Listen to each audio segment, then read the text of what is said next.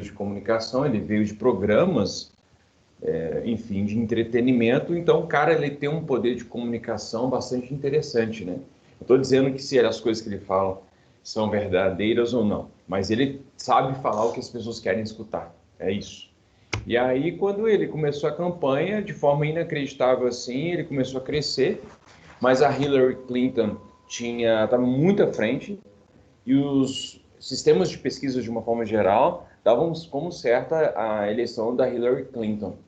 Acontece que, enquanto os meios de comunicação estavam fazendo pesquisas de uma maneira convencional, como faziam antes, o Trump começou a se valer dos meios de comunicação alternativos, né? Principalmente as redes sociais. Aí ele foi extremamente bem sucedido. Ele, por exemplo, deu as cartas da vitória, ou deu os caminhos da vitória, por exemplo, para o presidente atual aqui do Brasil, né? O Bolsonaro. Então, a utilização dos meios de comunicação, das redes sociais, tem sido fundamental para a questão, para a vitória, né, dos políticos de uma forma geral. Mas isso não foi só suficiente. Espera aí só um momento, pessoal.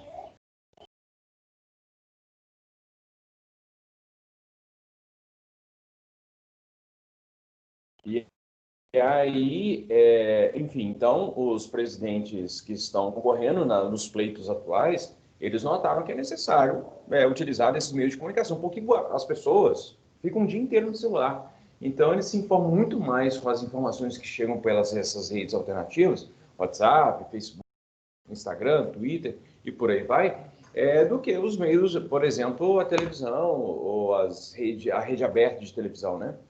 Então, quem entendeu isso rapidamente conseguiu vencer. O Trump entendeu isso, conseguiu vencer, ele conseguiu mobilizar, ele conseguiu fazer duas coisas, na verdade. Ele conseguiu mobilizar um sentimento de ressentimento da população norte-americana, então, trabalhando com o espírito de grandeza que os americanos têm, né? Então, Make America Great Again. Então, esse bateu muito forte nos norte-americanos. E aí, enfim, de uma forma geral, ele se aproveitou de um momento de crescimento econômico também no governo dele. Então, era bem provável, antes da pandemia, que o Donald Trump fosse reeleito. Era bem o cenário mais provável que existia, porque os concorrentes democratas não chegavam a um consenso, enfim, não conseguia fazer um contradiscurso, né? Só que veio a pandemia. E aí os Estados Unidos se tornaram um país mais letal. A pandemia se tornou mais letal. O local onde a pandemia se tornou mais letal foi nos Estados Unidos. Aliás, falando nisso, ontem foi um recorde de contaminação nos Estados Unidos, com 102 mil casos. O Brasil, quando estava no topo, assim, estava dando 50, 60 mil no máximo, né? Hoje a média móvel está mais ou menos 20 mil. E está caindo, né? Bem, mas lá nós estamos em 102 mil, mas a média do Brasil é absurda de alta ainda, né? Muito alta ainda. Bem, de qualquer modo, lá já morreram mais de 200 mil pessoas, né? Então, paradoxalmente, a minha gata começou a brigar aqui agora. Vocês estão ouvindo? Os locais onde a pandemia se tornou mais letal foram justamente nesses locais, né? Onde nós temos presidentes que têm um discurso parecido, né? Enfim. Bem, e aí agora... a gente tem... Pois para o Biden vencer, ele precisa de nevar, né? São seis delegados, votos de colegiado, né? Então, aí tem uma possibilidade aí dele já vencer com só os votos de Nevada. Mas é uma expectativa em relação à própria Geórgia, que embora ele esteja com 97%, 98% da contagem já encerrada, mas a diferença está muito pequena, né? Então, tem uma possibilidade ainda de haver uma virada na Geórgia. E tem a Pensilvânia também, que tem muito voto que foi feito de forma antecipada, que está chegando e que não foi aberto ainda, né? Enfim, então, basicamente, o que acontece? O Trump, ele está questionando o sistema eleitoral, o que é muito comum de um tipo de ideologia política que está prevalecendo atualmente no mundo ocidental. Por exemplo, na Hungria, na Polônia, no Brasil e nos Estados Unidos. Que é, embora esses políticos fossem eleitos pelo sistema eleitoral tradicional, eles questionam o jogo. Eles se apresentam para o jogo, aceitam as regras do jogo, foram vitoriosos no jogo, e quando sob a possibilidade de perder o jogo, aí começa a questionar as regras do jogo, né? Então, isso é bem comum, sim. O que está acontecendo com o Trump agora? Quer dizer, a gente está indefinido ainda, a gente não sabe exatamente o que vai acontecer, né? Então, há projeções dizendo que Nevada vai ser, porque a Nevada, as áreas que ainda precisam ser contadas, as áreas que têm mais votos, são as áreas mais urbanizadas.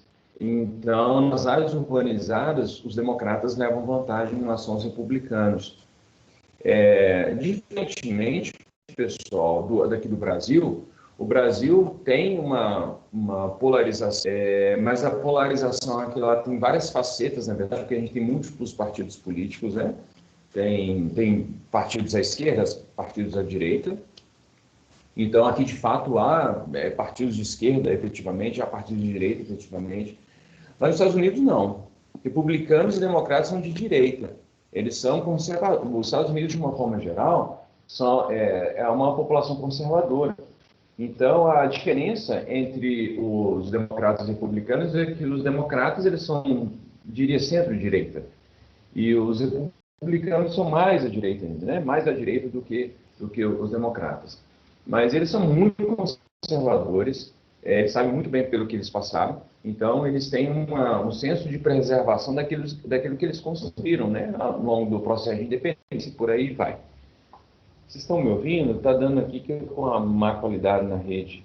Qualquer coisa, se eu estiver travando muito, vocês me avisem, tá? Deixa eu ver o que vocês falaram aqui no chat. O Matheus chegou aí. Bom dia, Matheus. A gente está falando sobre... a gente está falando aqui agora das eleições, né? Vocês estão acompanhando aí também. E eu não poderia deixar de falar, porque a gente falou bastante dos Estados Unidos esse ano, né? Então, enfim. Portanto, é o seguinte, os democratas e republicanos, tanto é que, por exemplo, um dos presidentes mais revolucionários, né, da história dos Estados Unidos era republicano, que é o Abraham Lincoln. Então, não necessariamente um presidente republicano é um presidente ruim, um presidente democrata é um presidente bom. Porque aí depende, né, do jogo político, do contexto histórico, enfim, mas ambos são conservadores. Ambos são de direita, né? Então não tem essa coisa de tipo assim, que vai rolar porque é comunismo, enfim, não, isso absolutamente não existe, é improvável nos Estados Unidos. Os Estados Unidos não tem absolutamente ninguém, nada, nunca cogitou, nunca flertou com nenhum partido político, nenhum político assim de grande expressão flertou com a esquerda, por exemplo, flertou com pauta socialista, absolutamente. Lá o socialismo, você falar em socialismo, eles arrepiam o cabelo, né? Eles odeiam com todas as forças, né? Enfim, aqui no Brasil, então, o presidente atual ele tenta imitar um pouco a questão. O problema é que o Brasil já estava vivendo uma crise econômica, então ele tem um momento econômico pior e social pior do que os Estados Unidos. Então, agora a gente vai ver se o discurso do presidente atual vai prosperar ou não, né? Seguindo essa cartilha que o Trump inaugurou. E vamos ver se o Trump vai conseguir reverter essa situação, se o Biden vai confirmar a sua vitória. De qualquer modo, o que é para o mundo, assim, de uma forma geral, o Trump ele é um cara que ele é muito discursivo, né? Então ele usa muita rede social e ele fala algumas coisas que não tem fundamento na realidade, né? E aí o que acontece no final das contas? A gente chama isso de cortina de fumaça. Ele solta muito cortina de fumaça para fazer algumas coisas no bastidores. Então, de uma forma geral, ele cria uma tensão. Então, aí ele vai lá e fala que não vai cumprir a Acordo de Paris, fala que não... Então, ele, né, fala que a Rússia aí o embate de gente com a China, a gente está vivendo uma guerra fria, né? Entre os Estados Unidos e a China. O Brasil se alinha aos Estados Unidos. Na verdade, para ser muito sincero, essa aliança do Brasil com os Estados Unidos ela é muito frágil. Na verdade, ela nem existe.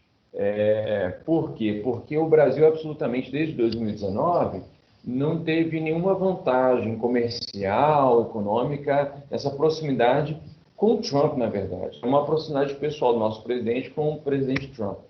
Então, como país, como diplomacia, assim, não tem muita vantagem, a gente não recebeu absolutamente nada. Ao mesmo tempo em que a gente, por exemplo, os norte-americanos não precisam mais de visto para entrar no Brasil. Então, a base de Alcântara foi dada assim, para os Estados Unidos, pode usar à vontade. Então, foram uma série de vantagens para os Estados Unidos que não teve contrapartida. Então, e se o Trump perde, então a gente vai perder essa interlocução pessoal, né, do presidente daqui e do presidente local. E aí passa a ver o que vai acontecer. E aí, provavelmente, o Brasil vai ser cobrado, né, para ter atitudes mais contundentes em relação ao desmatamento, ao fogo e por aí vai. Bem, ao mesmo tempo, o Brasil precisa rever essa política diplomática, porque o Brasil está se tornando efetivamente um páreo, né? O páreo é um país que fica isolado, enfim, tem pouco diálogo com poucos países. E aí o Brasil vai precisar rever, porque se ele perdendo um parceiro importante, né? Quer dizer, um parceiro pessoal importante, que é o Trump, então o que vai restar? Exatamente. Pois é, então é isso. E nós também, né, aqui também há um grupo ligado ao governo também que fica falando da China, mas a gente, por exemplo, muito das commodities que a gente produz aqui no Brasil vão para a China, né? Então a gente depende, a China é o maior parceiro comercial do Brasil, então principalmente commodities. Então, se a gente entra numa treta com a China aí, a gente vai, enfim, e aí, se o governo bater na China, a China vai caçar outro rumo. E aí vai ser catastrófico para a economia brasileira, né? Vamos ver o que vai acontecer, moçada. Bem, de qualquer modo, a gente tem uma situação indefinida e aí vamos aguardar para ver o que vai acontecer nos próximos dias aí. Talvez a definição saia hoje, talvez não. Vamos aguardar. Bem, voltamos aqui ao nosso conteúdo sobre a Revolução Francesa. A gente vou avançar meio que nos bastidores, contando aqui algumas histórias, porque não sei se vocês já perceberam que na quinta-feira eu falo do conteúdo, mas de uma forma menos especificada. Eu faço devaneios, digressões.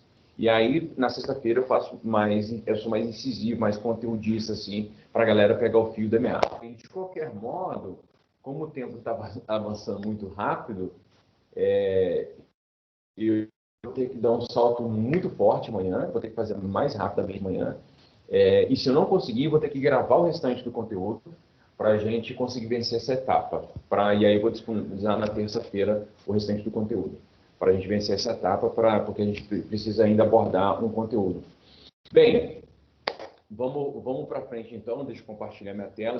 Alguma pergunta, alguma questão, alguma coisa que vocês gostariam de compartilhar sobre, sobre as eleições dos Estados Unidos? Enfim, senão a gente vai avançar daqui, tá? Bem, vocês já estão vendo o meu PowerPoint? Não, né? Como a gente chegou até aqui? Deixa eu cair.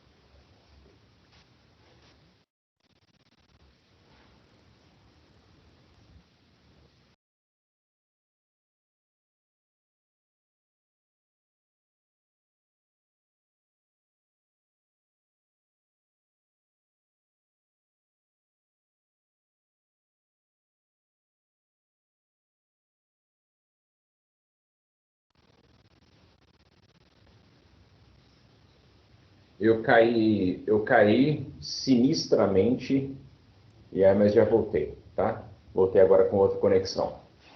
Isso tem acontecido com mais frequência do que eu gostaria. Bem, pessoal, vocês estão me ouvindo bem? Agora? Porque não sei se vocês repararam, mas eu caí. A internet simplesmente parou de funcionar.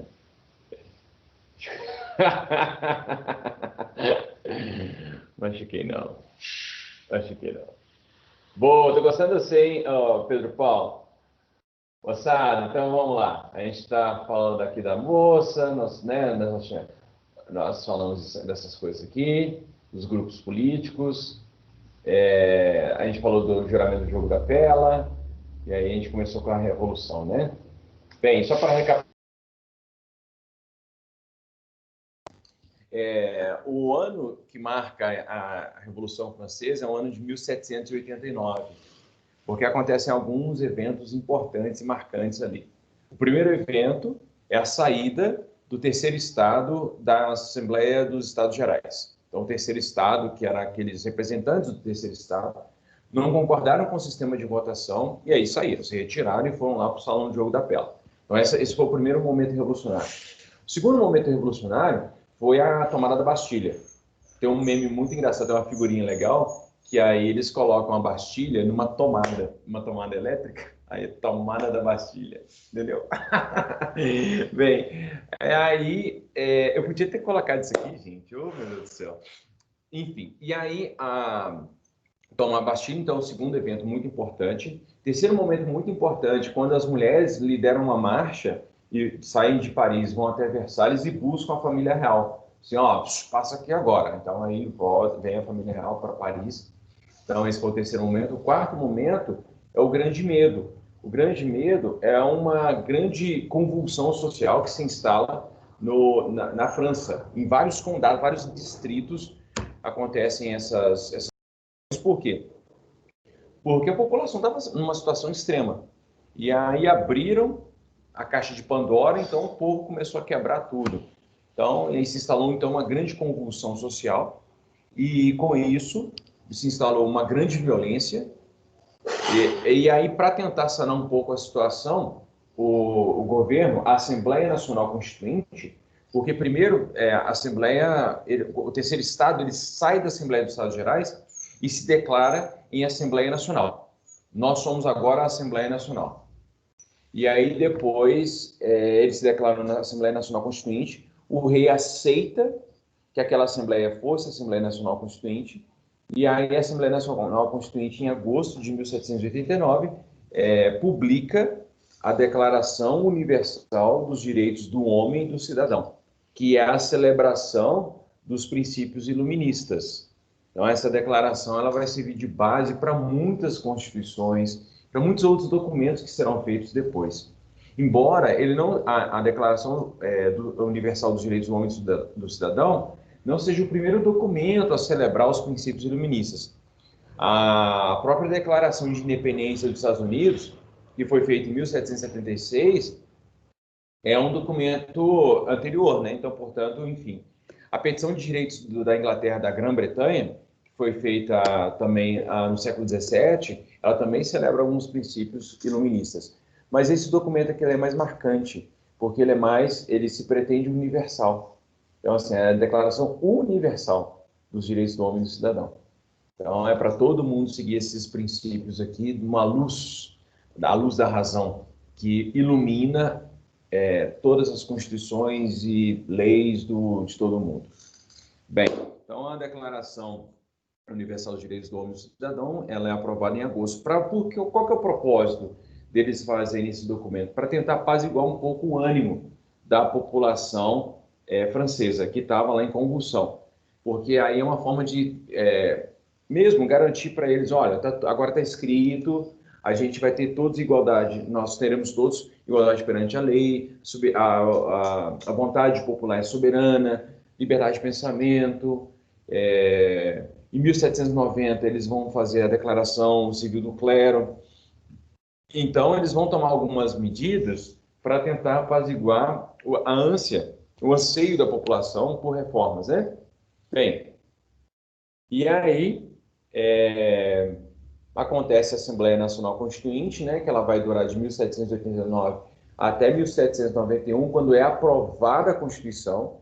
Então, a França não teve nenhuma experiência constitucional anterior, e aí agora é a Assembleia Nacional Constituinte.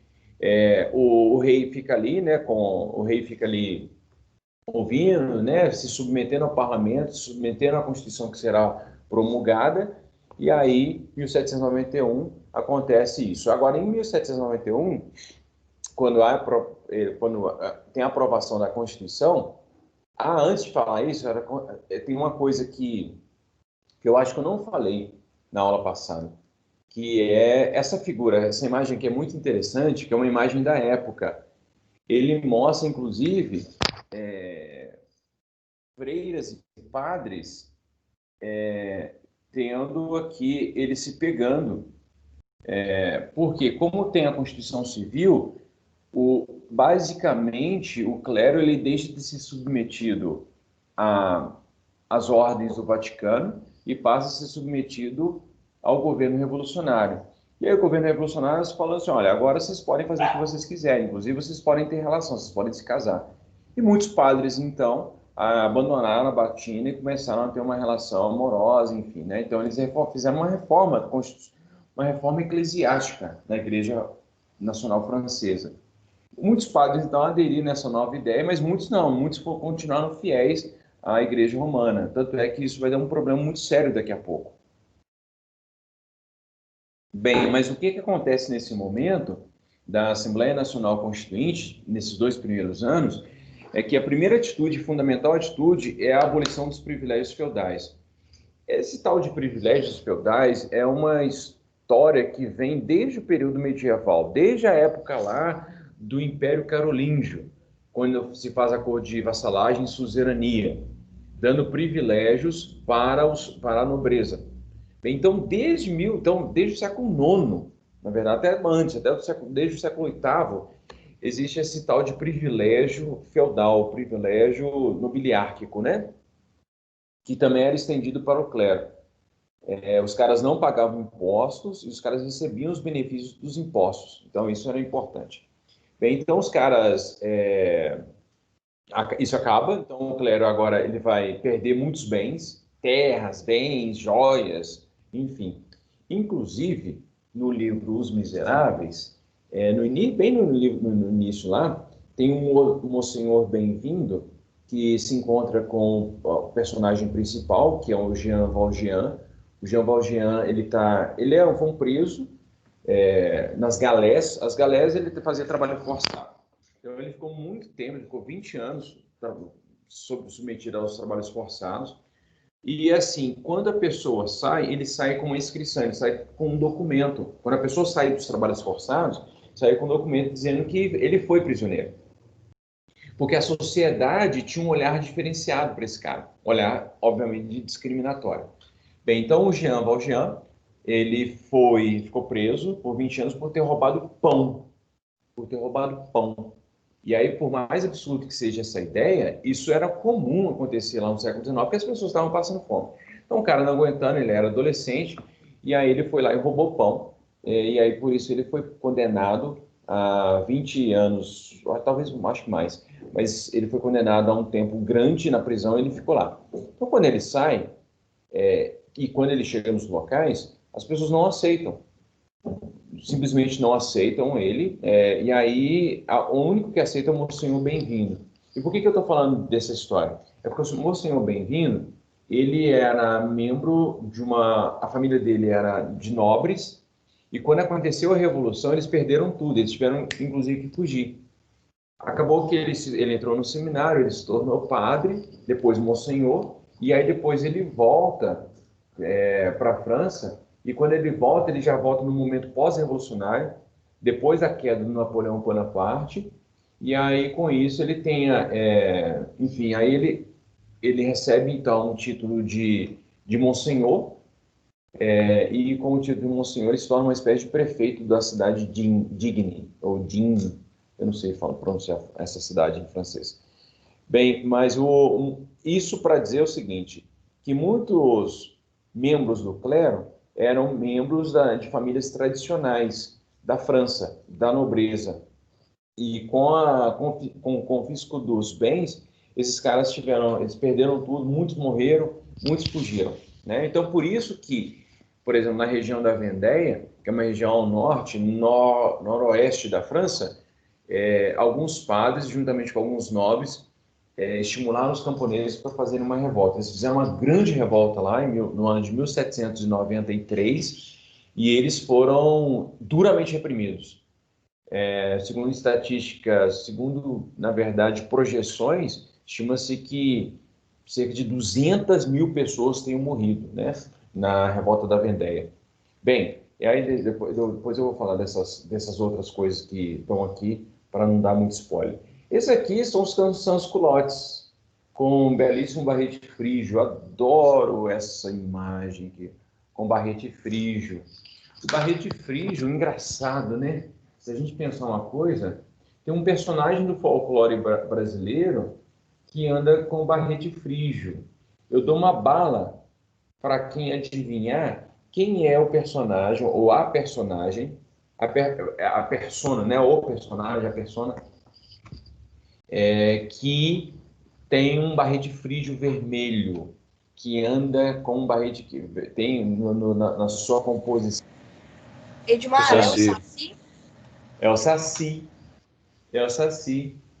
Engraçado, agora eu me pergunto por que o Saci anda, por que o Monteiro Lobato quis compor o Saci com aquele barrete frígio?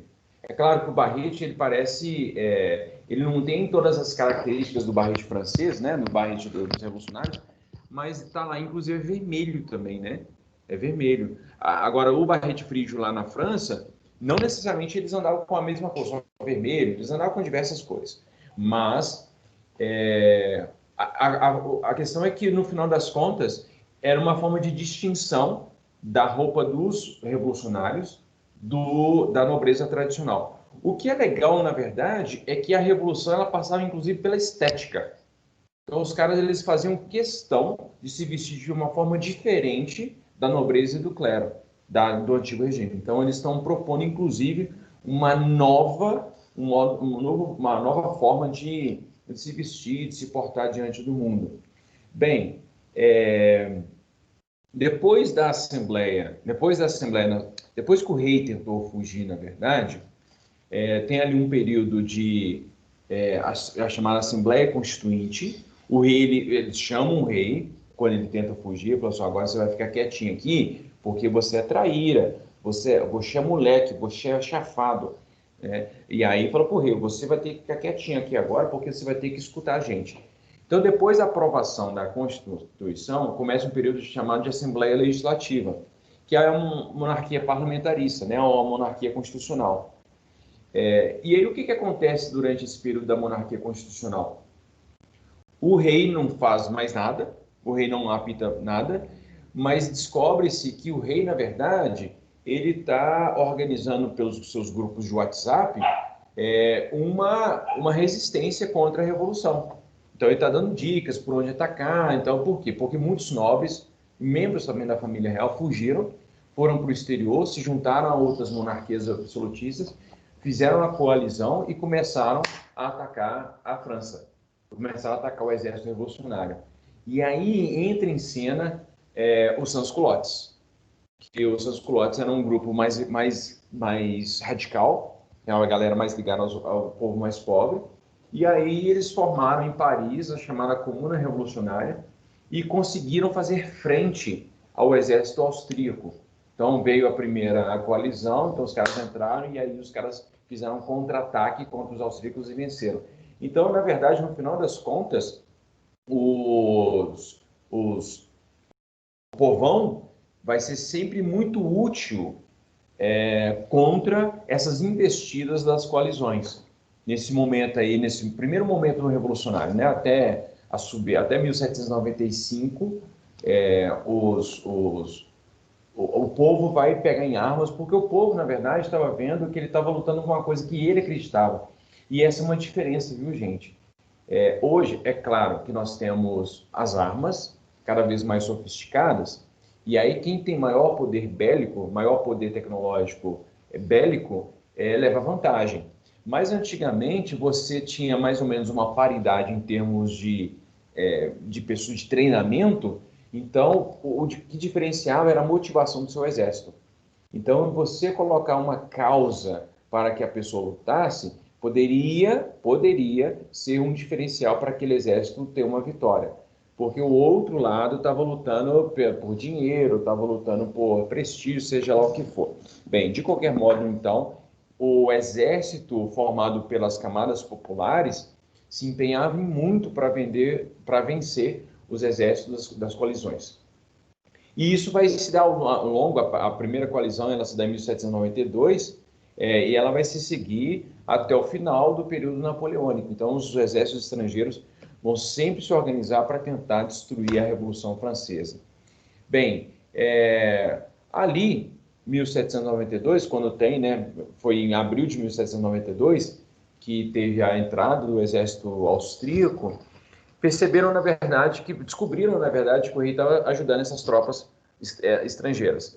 E aí falaram, ó, rei, acabou a paciência, a gente já tolerou bastante a sua traição, mas a gente não vai tolerar mais. A partir de agora, então, a gente vai fazer uma república. E eles proclamam a república com o rei presente lá na França ainda. O rei estava lá, presente na França, e o pessoal, agora a gente vai fazer a república.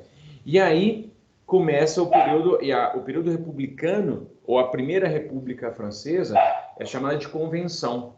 E ela vai durar de 1792 até 1794. Tá? Então vai ser um primeiro momento. Porque a partir de 1795, essa república vai ter um outro nome, que aí eu vou falar daqui a pouco. Então, cronologicamente, 1789 a 1791, a gente tem a Assembleia Nacional Constituinte. De 1791 até 1792 tem a Assembleia Legislativa. De 1792 a 1794 a gente tem a Convenção. E a Convenção tem dois períodos. Primeiro, a República Girondina, depois a República Jacobina, tá? Então, a primeira República Girondina é quando os girondinos eles assumem o poder, mas, para ser sincero, porque os girondinos eram a alta burguesia, representavam a alta burguesia. Para ser sincero, esse primeiro momento da República é só administração de crise. Os girondinos só ficam administrando problemas. Por quê? Porque as camadas populares são excluídas das políticas adotadas pelos girondinos, então as camadas elas vão fazer revoltas. Por exemplo, a Comuna Insurrecional de Paris, que foi utilizada para fazer frente ao exército austríaco, essa comuna não tem nada a ver com comunismo, viu, pessoal? Comuna é organização, tal. Então, esse grupo, ele se revolta contra os girondinos, então os girondinos vão ter que atuar para tentar, né, reprimir essa revolta. Eles vão mandar enforcar o rei enforcar no dia 23 de janeiro, agora eu não lembro se é 23 ou 21 de janeiro de 1793, o rei Luís XVI, ele é guilhotinado, enforcar não, guilhotinado, ele é guilhotinado, não enforcado, é guilhotinado. Então ele é guilhotinado em 1793, acontece a revolta da Vendéia em março de 1793, acontece a revolta da Vendéia, que foi na verdade um massacre, né, na Vendéia, com a estimativa de 250 mil pessoas, eu falei 200 mil, mas 250 mil. E aí, com isso, o governo girondino ele fica muito fragilizado.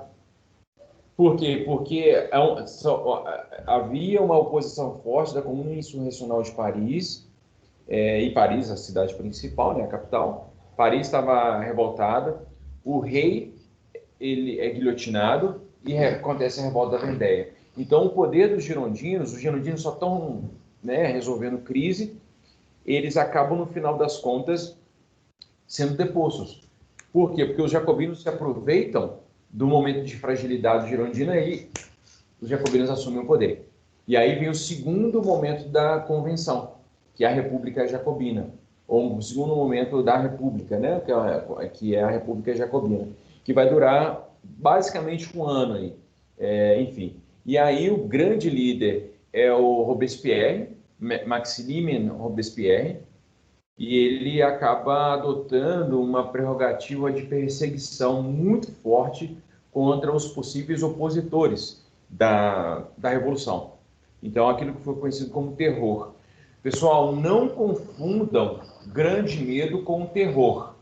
O terror foi a política de perseguição dos contra-revolucionários dentro da França. Então, qualquer pessoa que se houvesse suspeição de que aquela pessoa estivesse tramando ou agindo contra a revolução, essa pessoa poderia ser investigada, presa, processada e possivelmente condenada. Então, estima-se que 30 mil pessoas foram guilhotinadas no período do terror. Muita gente. Só que é o seguinte, essa política repressiva, ela pode até funcionar por um tempo, mas chega um determinado momento que ela fica inviável, porque aí você tem que depender muita energia para ficar perseguindo a população da forma como eles estavam fazendo.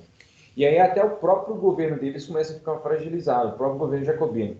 É claro que amanhã eu vou falar dos benefícios, o que os jacobinos fizeram, mas, enfim, a gente não vai entrar nisso agora. Mas os jacobinos, eles acabaram dando um tiro no pé. Até que, em julho de 1794, os dois grandes líderes, né, o Robespierre e o São Justo, eles são presos ali no Palácio do Governo e são guilhotinados no outro dia. No dia 28, eles são guilhotinados. Enfim, e aí a convenção chega ao fim, na verdade. A convenção chega ao fim, e aí de julho até ali, finalzinho de julho de 1794 até o final, eles tentam reorganizar o Estado. Os girondinos tentam reorganizar o Estado. E eles percebem, na verdade, que a convenção não deu muito certo. E aí eles propõem uma nova organização que eles vão chamar de diretório, que vai durar de 1795 até 1799. E o diretório, para resumir, então assim, para recapitular, né, para ficar fácil. Primeiro momento, Assembleia Nacional Constituinte. Depois, a Assembleia Nacional Constituinte, ela vai de 1789 até 1791. Depois vem a Assembleia Legislativa, ou a Monarquia Constitucional, mesma coisa, tá? Que vai de 1791 até 1792.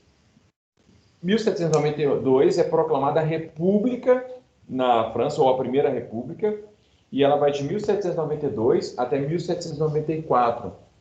E aí agora o diretório.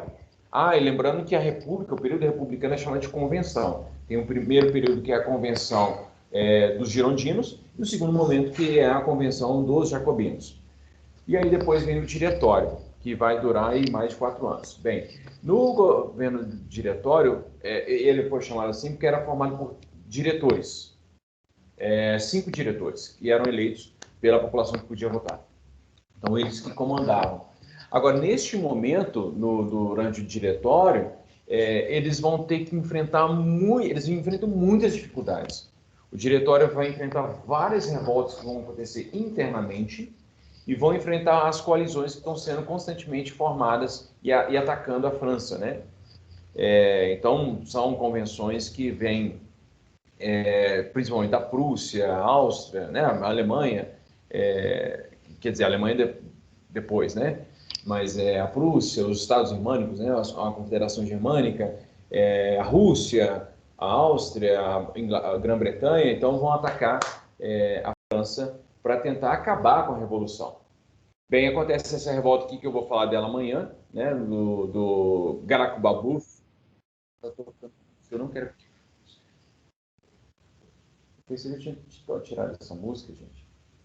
Bem, aí acontece uma forte perseguição interna contra os contra-revolucionários, os opositores, né? Os opositores contra o governo do diretório. Só que neste momento, por causa das guerras que estão acontecendo contra as coalizões, surge uma figura muito importante, que é a figura do Napoleão Bonaparte. O Napoleão Bonaparte é aquele sujeito que ele nasceu na ilha de Córcega, né? que aí até 2 anos antes do nascimento dele pertencia aos Estados italianos, mas quando ele nasceu já pertencia à França. E isso aqui é uma pintura, viu, Gonçalo? Isso aqui, enfim, mas é uma pintura muito interessante, mostrando o Napoleão diante da Esfinge, que fica de frente ali para uma das pirâmides de Gizé, né? Bem, mas o Napoleão ele tinha verdadeira fissura por essas figuras históricas, o Alexandre Magno, não, desculpa, falei Carlos, eu queria falar Carlos Magno, eu falei Alexandre. O Carlos Magno, o César. Então o Napoleão, ele era um general muito habilidoso, muito inteligente, e aí ele ganha destaque neste momento, porque ele vai vencer várias batalhas contra as coalizões. E então ele vai conseguir essas vitórias todas e o prestígio dele aumenta de forma substancial na França. Tanto é que, devido aos problemas internos que estavam acontecendo na França, o Napoleão ele acaba sendo escolhido quase que naturalmente.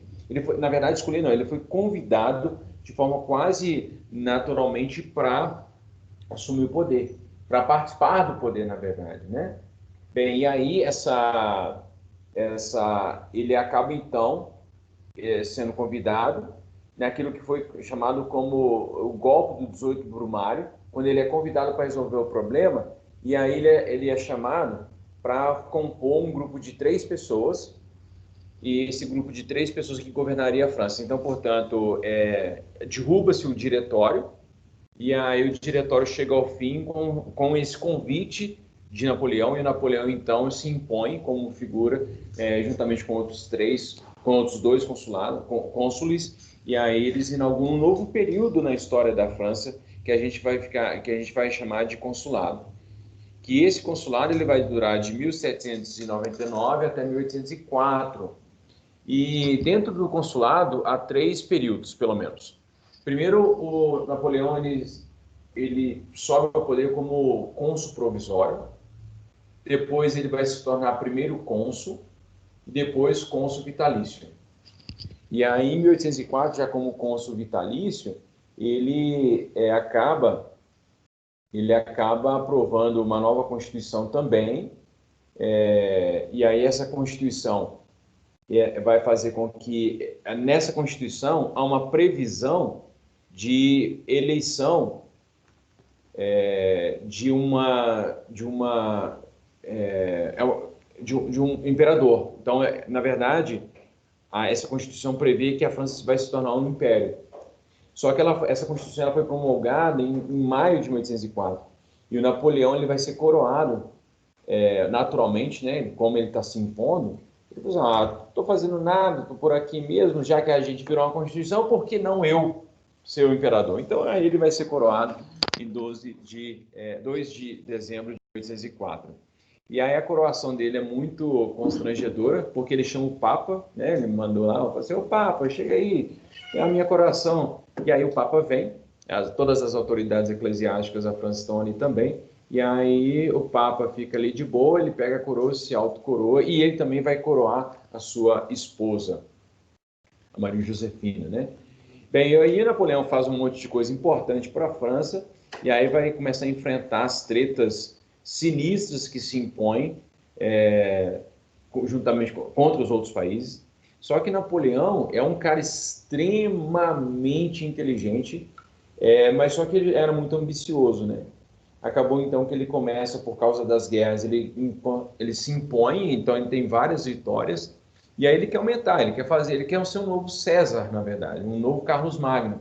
E aí ele vai se impondo, tendo várias vitórias. Por terra ele não perde até 1812, então ele só vai se impondo. Só que no ano de 1812 ele marcha com centenas de milhares de soldados, mais de 600 mil soldados, ele vai para a Rússia, chega pertinho de Moscou, mas ele já chega numa situação muito complicada, e aí acaba que o frio chega, e aí ele já está bem debilitado, o exército já está bem debilitado, bastante destruído, e aí acaba então que ele volta, ele não consegue vencer, não consegue tomar Moscou, não consegue se impor em Moscou. Ele até chega ali em Moscou, tá, mas ele não consegue se impor. E aí acaba que ele vai ter que voltar. E aí nesse retorno ele vai tomar várias pancadas assim. Enfim, aí ele vai ter que enfrentar, por exemplo, Leipzig, ele vai ter que enfrentar ali os Estados, a Confederação Germânica, enfim. Até que então os inimigos percebem que ele está enfraquecido, e aí se eles se organizam, e aí conseguem vencer Napoleão dentro do seu território. Então Paris é tomada em 1814. Amanhã eu vou detalhar isso melhor, tá, pessoal? Bem, aí Napoleão acaba, depois dessa derrota, ele acaba abdicando e vai para a Ilha de Elba com 800 soldados. E o povo deixa, tudo bem, deixa ele lá na Ilha de Elba, porque é uma ilha mediterrânea, né? Ele fica lá num palácio, né, com os 800 soldados, e aí o Luís XVIII, que era irmão de Luís XVI, é entronado. Eu acho que o Luís XVII era filho do Luís XVI, mas não sei se morreu, enfim, não podia. Bem, mas aí o Napoleão ficou lá um tempo, e aí em junho de 1815, quer dizer, aí em 1815 ele volta, acho que abril, maio, ele volta para março. Ele volta para a França. Fala assim, cheguei. Por quê? Porque o povo continua mandando para ele no WhatsApp. Fala assim, Napoleão, volta para cá, tal, porque a gente precisa de você. E aí ele fica ali com 100 dias, ele é aceito, e aí a Inglaterra, a Grã-Bretanha vai se impor novamente, e aí eles vão, enfim, derrotar em Waterloo. Napoleão perde em Waterloo em 1815, e aí agora sim ele vai ser exilado na ilha de Santa Helena, e vai morrer em 1821, pouco tempo depois, né? Não viveu muito tempo depois, não. Morreu novo, no final das contas. E assim acaba essa grande... enfim, agora amanhã a gente vai ver as especificidades disso aí. O que aconteceu, o que deixou de acontecer, enfim, o que afinal de contas, por que a Revolução Francesa é tão importante para a gente. Tá bom, pessoal? Vocês estão aí ainda, né? Como vocês sabem, eu guardei isso para você, via assistente de foco. Tá bom, beleza. Ô, moçada, então tá bom, a gente se encontra amanhã. Tem alguma questão, alguma dúvida? Deixa eu pegar aqui a minha conversa. O Saci Pereira. Gente, um abraço, viu? A gente se fala amanhã. Eu gostei de você estar aqui hoje, viu, Pedro? Venha mais vezes. Sofia, um abraço. Henrique, um abraço. Isabela, um grande abraço, queridos. Até amanhã. Tchau, gente.